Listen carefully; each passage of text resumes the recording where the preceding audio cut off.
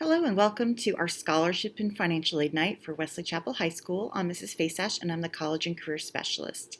The way that we're going to organize tonight's presentation is I'll start talking about Bright Futures and other scholarships, and then the second part of the presentation will focus on FAFSA and financial aid. Thanks so much for joining us, and I hope that you learn a lot in this presentation. The first thing I wanted to do was give a quick shout out to the class of 2020. They earned over $3 million in post-secondary funding from Bright Futures, athletic and merit scholarships, and also private scholarship sources. So class of 2021, understand that there are so many opportunities for you to earn money, and I wish you the best of luck with this. I'd like to talk to you a little bit about Bright Futures. Students must enroll in an eligible Florida public or private post-secondary educational institution in order to use Bright Futures funding. Students may use the awards for classes during the fall, spring, and even summer semesters. A maximum of 45 credit hours will be funded each year between those 3 semesters. This is not a competition. This really is the best scholarship you can work towards, because if you meet the requirements, you will receive the award, and it is a 4-year award.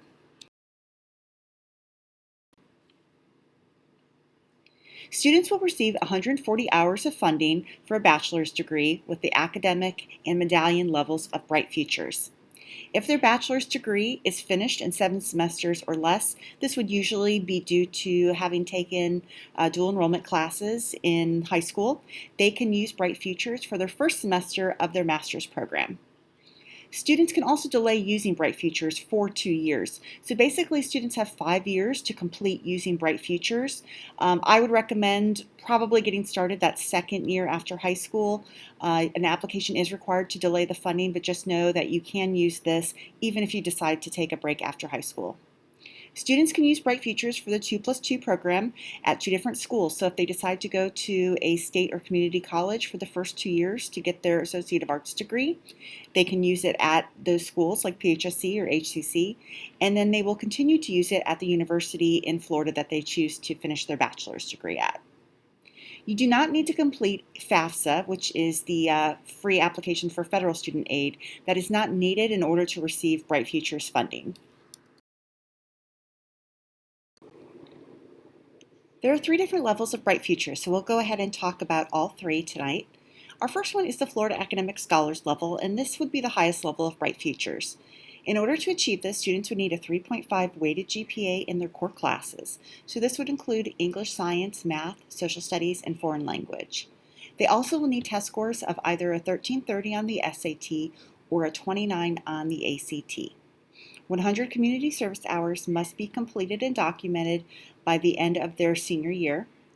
This level will pay 100% of tuition and fees to a Florida public university or college over the 4 years that they're working on their bachelor's degree. And they also will receive a $300 book stipend per semester for the fall and the spring. In order to renew year to year once they're in college, they will need to keep a 3.0 GPA or higher. The second level of Bright Futures is the Florida Medallion level. For this, students need a 3.0 weighted GPA in their core classes, either a 1210 SAT or a 25 ACT score, 75 community service hours by graduation. This level will pay for 75% of tuition and fees at a Florida public university or college. New this year is that if students decide to start at a Florida community college or a Florida state college like PHSC or HCC, Bright Futures will actually pay for 100% of the funding for tuition and fees for the time that they are at that state or community college. So basically, if they went to PHSC, the first 2 years, it would be paid at 100% level. And then the second 2 years, when they go to their Florida university, it will go back down to that 75% level. So this is a really big perk this year.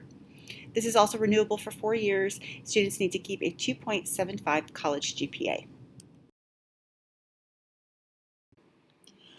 Our last level is the Gold Seal, and this is going to be only for very specific students. So students will need a 3.0 weighted GPA in their non-elective courses, so that's those core courses. They also will need a 3.5 unweighted GPA in their vocational courses. So in order to qualify for this program, students will need to complete 3 credits in the same vocational program. At our school, that would be the business classes, the ag classes, the auto classes, and also TV production. They will need qualifying scores on an SAT, ACT, or a PERT. They're much lower than the other two levels of Bright Futures. They will need 30 community service hours, and so this level cannot be used at a university. This would only be used at a state or community college or a vocational tech program. It's basically going to pay for half of their degree there. They can also use this to work on an Associate of Science degree if they decide to go to PHSC or HCC or another school like that that offers the 2-year Associate of Science degrees, and there's actually several of those. So if your student is in vocational courses and has been for 3 years with a high GPA in those courses, I would recommend that they come and chat with me so I can go over some options with them.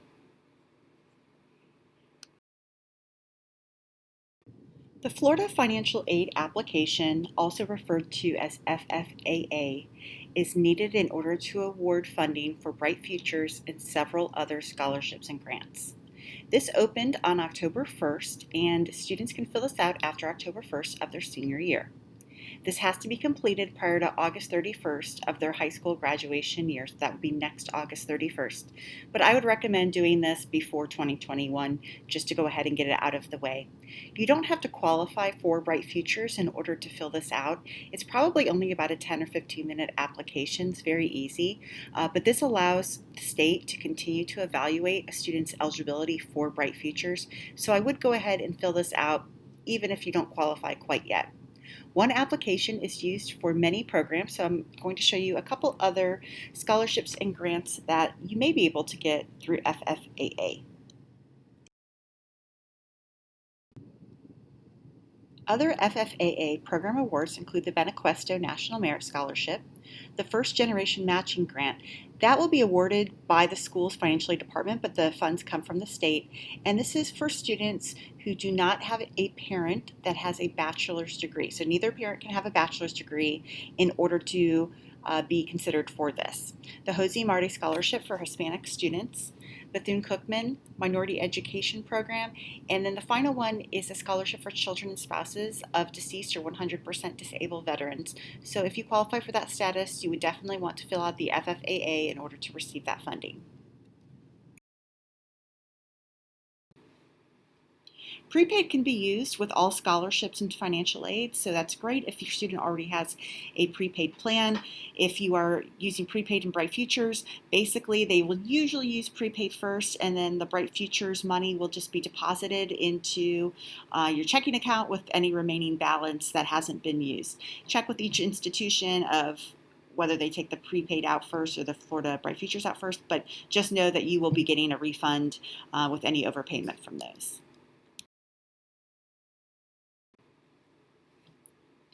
So for most public universities, and honestly most private universities as well, admitted students are automatically considered for merit aid based on just their GPA and test scores, so it's really just those hard numbers that they will look at. And there's usually several levels of merit scholarships at the universities. So some schools will go ahead and publish a matrix to show exactly what you need for each level. USF and FGCU and I believe FAU all publish their levels of what aid you will get with each test score and GPA. Some schools don't because they basically will look at the applicants that are being admitted and then do it based on those averages. But you will be informed if you qualify for one of those scholarships, so that's really nice. Those are all renewable for 4 years. Some of them do have specific criteria for renewal. Yearly FAFSA application is usually required for these university merit awards. They just need it on file. It doesn't matter if you qualify for financial aid. It's just something that has to be on file for them to give you those merit funds. Aside from Bright Futures, private scholarships are also great outside of the university. So these would be scholarships you would apply to specifically with an application for just that scholarship. Corporations and nonprofits and other institutions will usually offer these. These are competitive and usually require fairly extensive applications, especially if they're at the national level. So these can be local, state, or national scholarships. There's basically going to be something that falls into each of those categories, and you'll just have to decide which ones you would like to apply for. I do a monthly newsletter for scholarships, and I would use that as a starting point in your scholarship search. You can, of course, always go to FastWeb and different options like that, but I just would say be careful with the type of information you're giving out and make sure it looks like a legitimate scholarship. So the thing with scholarships is they really are not awarded until late spring. So a lot of times we can't totally rely on these for our funding for school because for the most part, you're not going to find out until April or May whether you're a recipient of these scholarships. Typically, these will be paid to the college in your name, so the money won't be coming directly to you. It will go to the school, and similar to if you had the prepaid and the Bright Futures, any refund would go to your bank account after they pay your school fees. There are different types of scholarships. Some are merit-based, like we've spoken about with the universities, and some are going to be very much need-based, and that will be based on your family income situation. So just understand that if it is a need-based scholarship, for the most part, you will be asked to provide copies of your tax returns. I know some people will see that and get a little hesitant to apply for the scholarships. Let me know which ones you're applying for, but I would say if there are any of the local ones or any of the ones that I put in my newsletter, feel confident that that's just a normal requirement. They, of course, have to prove that the student has the need when they're looking at a need-based scholarship. For merit scholarships, it's not considered from family income. It would be more from your GPA, your test scores, your volunteer work, and your extracurricular activities, as well as if there's an essay involved. This is really just going to be based on your accomplishments compared to your peers' accomplishments.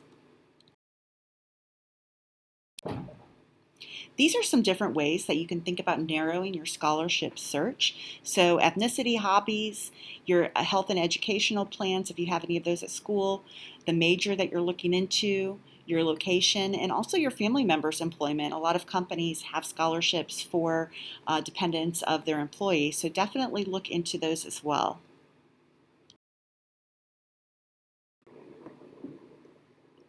Here's a few other scholarship search sites if you are looking to expand your search beyond my newsletters. I would say try the newsletters first, and then if there's any extra time, you can always go to these and start looking for some more scholarships. I just wanted to make you aware of a few local scholarships that I would highly recommend. The Sean Bartel Scholarship, the Withlacoochee Electric Scholarship, which will begin in December, and you do have to have Withlacoochee Electric as your electric provider. This is a 4-year scholarship. It's usually about $2,700 a year. The Pasco Education Foundation Scholarship.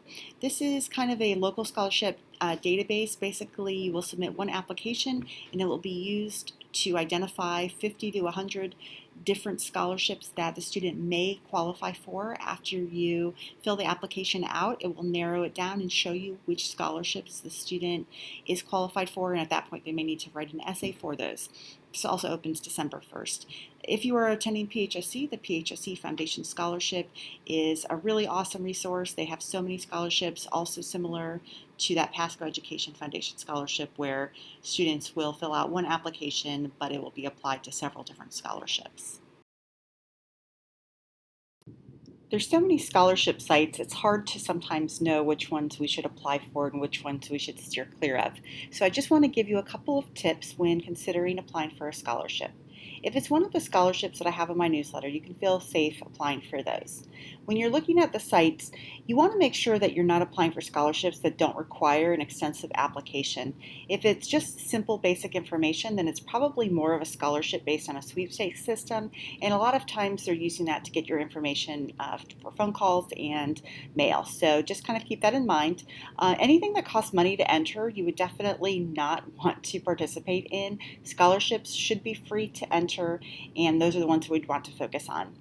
Sometimes you'll see scholarships that require a phone call or visit with a business before or after you can apply. Again, those are something to consider. It's not that the scholarship is not credible, because it probably is something that's being given out, but they are also using this to generate leads. So just something to keep in mind there. With scholarship recommendations, many of the scholarships will ask for 1 to 3 recommendations from people that could write about your student, and I just would basically recommend asking well in advance of the deadline to give teachers an opportunity to have time to write that. Give your recommender information to use in the recommendation. And if you need a sheet for that, come and see me. I can give you a simple sheet that you can fill out. And basically that's just going to help them include things in that recommendation so it's more specific. Make sure you're tailoring the recommendation to the scholarship. This one would be for scholarships that maybe are very specific to a major that you're going into, something like that. I would ask different teachers and sponsors, ask for a locked PDF, and usually you can upload that. They're also able to send it to me if they don't want to give it to the student, and I can help you get that and put it into a sealed envelope. You can also scan a hard copy, and that way you can use a PDF for later. A lot of times teachers are really only willing to give you one, and that's totally fine. They can just make it to whom it may concern and just make it general and just reference scholarship instead of a specific scholarship, and then you can use that for all of the different scholarships that you apply for. If you're watching this before senior year, well, congratulations, because you're way ahead of the game, so I'm excited for you. So there are some things that you can work on now in order to be successful with scholarships next year. Most scholarships are going to be for seniors, so just keep that in mind if you are looking at some of those sites. Number one is I would go ahead and create a resume that you can continue to update through high school. This is going to be great for many purposes, including giving them to people to write recommendations for you. Some scholarships will require that resume, and also this is going to get things in order for your college applications. Make sure that you have a strong connection with some teachers and staff that you might be using for future recommendations. You should probably start thinking about that now. Senior teachers you can use, but a lot of times when you're asking them to write your recommendation, they don't know you that well yet. So try to think of junior teachers that you might be able to establish that rapport with. Become a strong future applicant. So think about grades, test scores, leadership, community service. Those are things that you really need to have established before senior year. We're going to start applying for things in the fall of our senior year, and it's a little bit late to think about it at that point. So try to have that ready to roll for next year. Start to think about a personal statement or essay that you can think about that's only unique to you. And this is something you might use for college applications and scholarships. What's great is that a lot of these can be tailored to different programs, different scholarships, and different applications. So writing one awesome essay can end up being used several times with just a few tweaks. College Application Week is coming up, and this is a really exciting event. So I just wanted to highlight it before we move on to the financial aid overview. This is going to be held October 19th through the 23rd at Wesley Chapel High School. Even if you're an online student, you can still participate. So first, we ask you to wear college gear on Monday to kick off our week. Second, I'll be sending out a link to students on Remind as well as through our newsletters to sign up with me in order to start or finish your college applications. You could also use this time to work on scholarships if you've already finished those. You can also use this time to get feedback on any essays that you still have to submit for college or for scholarships. So you'll get to sign up for a slot, and I'm also able to Zoom with you at home if you're watching from home and want some help. Watch our social media for informational webinars that will be published all week as well. We're really excited. This is always a fun week, and it's a great time to go ahead and get things wrapped up before that November 1st college priority deadline. Now we're going to go ahead and transition into the financial aid and FAFSA application. So we had our scholarships, and this will be more now based on financial aid, FAFSA, which is usually going to be need-based. There are a lot of different monies that you can receive from federal, state, and institutional aid and private resources. So I just wanted to go over a few of those and what those would look like if you get awarded these. Gift aid is going to be the federal Pell Grant, and that's the best grant that we can get. That's one that you can get every year. The maximum is about $6,000 if you qualify for the 100% Pell Grant. This is based on need, so just understand that is going to be based on those family income taxes, and you do not have to pay this back. There's also grants like we spoke about with the First Generation Grant, Federal Supplemental Educational Opportunity, that's also gift aid. Self-help aid would include federal student loans. These have to be paid back, so we do want to think about how much we're taking out if we do need to take out loans because it will come due after we graduate. Work study might be awarded, and that's basically just a job on campus, and that will be provided for you. You will earn money in the form of a paycheck that you can use for whatever your purposes are with your living expenses or if you want to apply it towards your tuition. Let's go over the three types of student loans that you might see. The first is subsidized. So if you receive a subsidized loan, I would say this is probably the safest loan to take. You still want to think about how much you're taking. No interest is accruing as long as the student has half-time status. So let's look at an example. If a student is going and getting their bachelor's degree, and as long as they have half-time status for that fall and spring semester throughout the process of that, they won't begin to pay this back until 6 months after they graduate from college. An unsubsidized loan is a little bit different because interest is accruing right away. So you can see it's each quarter. You can pay the interest as you're going through school, but most of the time people don't have money if they're taking out the loans for that. So at the end is usually when people will end up paying all of that. This is going to potentially cost much, much more because for a bachelor's degree, you're looking at 4 years that interest can be accruing before you end up paying this back. A Parent Plus loan is just a loan that would be obtained by the parent on behalf of the student. So the subsidized and unsubsidized loans are going to be taken out in the student's name, and the parent is not responsible for those. With a Parent Plus loan, the parent would be responsible for those loans. You can look at any college website and see what their cost of attendance is. And just keep in mind that there are direct costs and indirect costs with the cost of attendance. So you might go to, let's just say, the University of Florida's website, and it may say that their cost of attendance is $20,000 a year. And then you're wondering, how is that possible for a Florida public university? The reason is because along with tuition and fees, they're also adding in housing, meal plans, transportation, personal expenses, and the like. So those would be considered more indirect costs versus direct costs. We're going to look at what tuition overall would cost in state and out of state, and then you'll have to think about if the student will be living on campus, off campus, with a parent, and those of course are going to inflate or deflate the cost of attendance. A public two-year college like HCC or PHSC is going to be about $3,500 a year for tuition and fees in-state. A public four-year university or college, again in-state for tuition and fees, is going to be around $7,000 to $7,500 per year. And of course, this will be based on your credit hours. If I'm looking to go out of state, tuition alone for a four-year public university out of state would be about $25,000, and a private four-year college, and again, that's not going to really matter in-state or out of state since it's private, will be between, I would say, $25,000 and it could even go up to $40,000 for their tuition. The financial aid we're going to focus on tonight is FAFSA. You can find that at fafsa.gov, and it's really important that when you put this in, you do put .gov. Otherwise, you might be taken to a site that tries to charge you to file your FAFSA. The FAFSA is free, and it's free to file, so we want to make sure we go to fafsa.gov instead of .com or .org because you might end up with a business. So this is the federal government aid. This would be mostly your grants and also your loans. You will know at the end if you qualify for a Pell Grant, which would be based on that family income. Most people will qualify for subsidized and unsubsidized loan.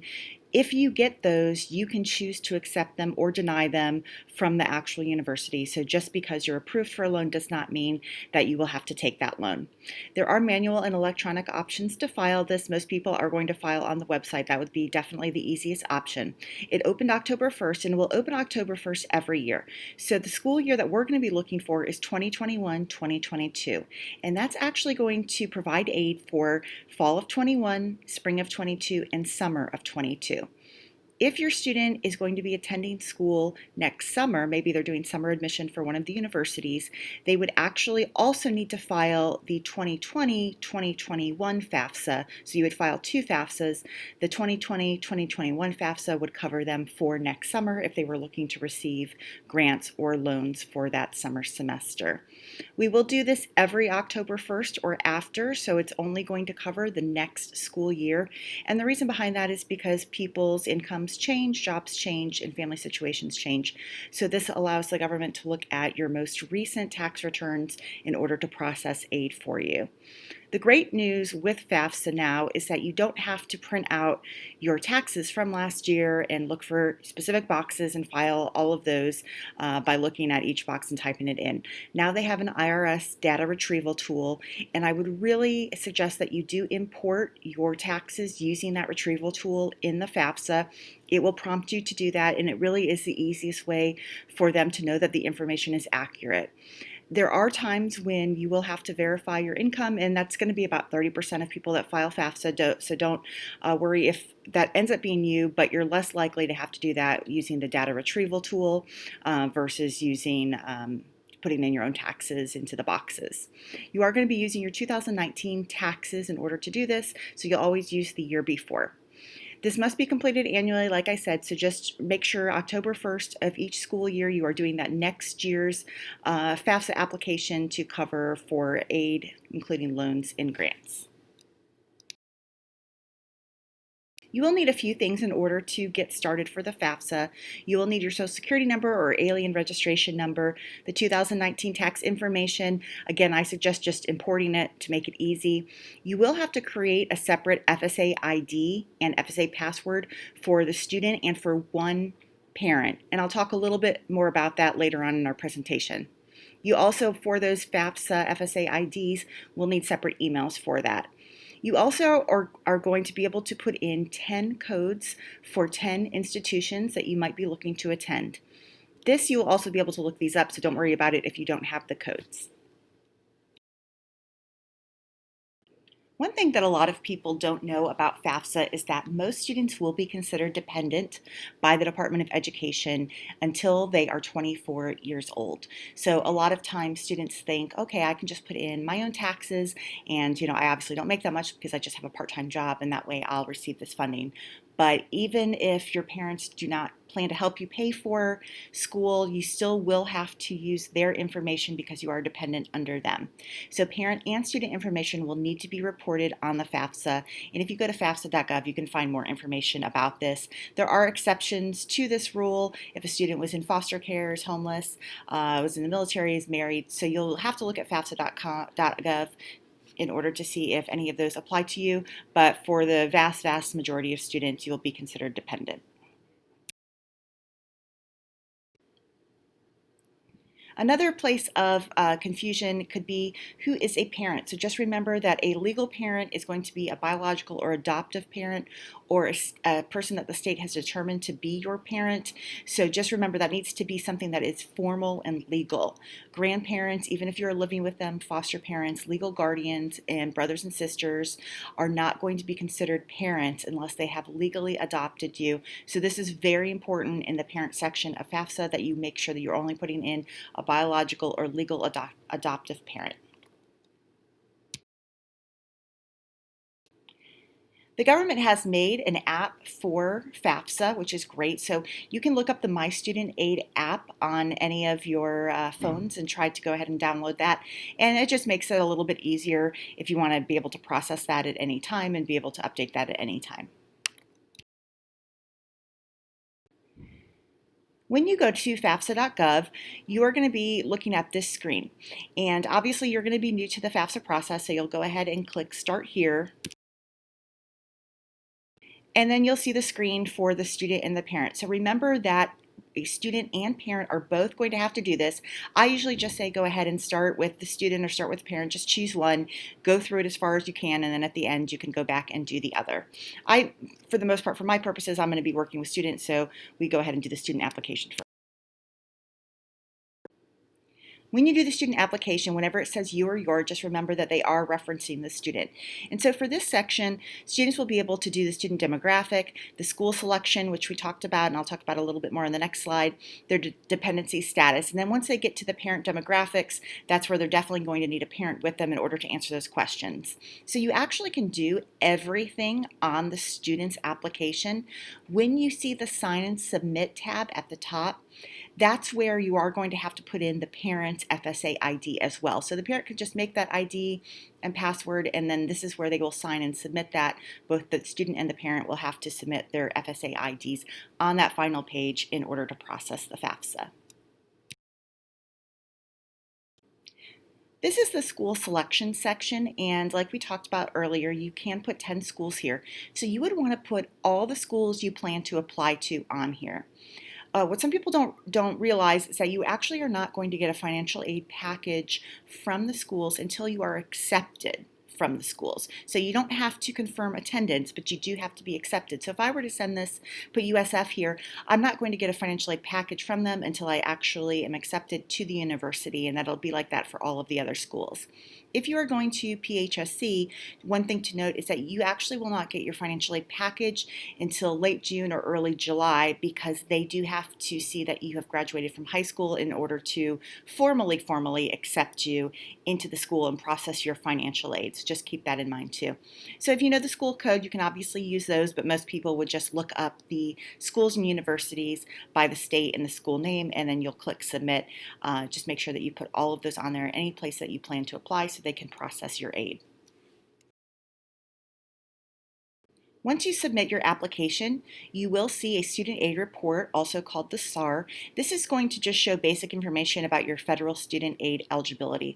So in this section at the top, it will tell you if you qualify for a Pell Grant or not. It also will tell you if you're going to qualify for those subsidized and unsubsidized student loans. You'll also receive a confirmation via email as well. You can always go back in and correct any errors if needed. I mean, for the most part, people won't need to do that. Sometimes they'll need to go back in and add an extra college onto their list. It also is going to show you an expected family contribution, which is always referred to as the EFC. The EFC is basically what you are expected to contribute to your child's education based on your income. So we look at our cost of attendance minus your expected family contribution, and that's going to equal your financial need. And then the school's financial aid departments, that's what they're going to use in order to actually process your FAFSA application and assign you aid. So like I said, everything is going to be processed by the university or by the college, so you can always contact the financial aid office at your university or college in order to discuss disbursement with them or any questions that you may have. Obviously, with COVID, we've had some special situations where some people have lost their jobs and such, so the 2019 taxes may not really reflect what you're currently going through with income. So you can always contact the financial aid department at the universities and ask them if there's a way to update your need to show a more accurate representation of what your family has right now. You also can contact the institution to see if there's any other types of applications or awards available. And remember, student loans, sometimes we have to take them. We want to use subsidized if we have to take them over the unsubsidized. And of course, if we can fund our schooling through Bright Futures or other scholarships, that's always going to be our best option. Though I can provide general help on the FAFSA, I'm not going to be able to answer really detailed and specific questions. So I did want to show you a few areas where you can receive help. You can always call them. I've called them several times, and they're great to walk you through different things or answer questions about specific circumstances and situations. You can email them as well. Also, if you go to FAFSA.gov, there's a live chat option. If you just have a quick question, that's a great option to use. And if you go to the Federal Student Aid page on YouTube, they have some really great videos, very informational videos to help you with your process. Thank you so much for joining us tonight. I'm so excited for your student to be on their process of going to college and university and hopefully receiving funding in order to pay for that. If you have any questions, you can always reach me at 813-794-8717 or Faysash at pasco.k12.fl.us. I would suggest the class of 21 and 22 join my Remind, as I do put out several messages a week for those, just for your class in general of what's going on and what the next steps in the process are. So you can go ahead and text me at those numbers and get on my list. Thanks so much and good luck with everything. Please reach out if you have any questions and have a wonderful night.